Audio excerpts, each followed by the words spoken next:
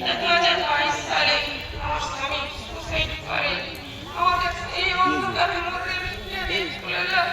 তখন আমি ভীষণ অসুস্থ। এখন কি করবো কোথাও খুঁজে পাচ্ছি না। স্বামী চলে যাওয়ার পরে আমার একটাই ছেলে, তার মা ছেলে দুজনেই পাগলের মতন হয়ে গেছি। তারপরে স্বামী যাওয়ার 1 বছর পরে আবার আমার স্বামী কাজকর্ম সম্পূর্ণ করে দিয়ে আবার আমার স্মৃতিশক্তি হারিয়ে যায়। তখন ছেলে আবার বেশি হয়ে গেছে যে বাবা এইভাবে চলে গেছে, আমার মা এইভাবে যদি চলে যায় তাহলে আমি কি নিয়ে বাঁচবো। তো ছেলে পাগলের মতন করছে। তখন আমার বাবার বাড়িতে খবর দেয় যে মা আমার আবার এরকম হয়ে গেছে, তুমি এসে নিয়ে যাও। যদি বাড়ির মধ্যে যাওয়ার মতন মা যদি কিছু করে ফেলে তাহলে আমি কি নিয়ে বাঁচবো।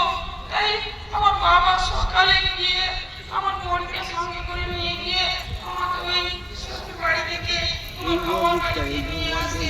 নিয়ে আসার পরে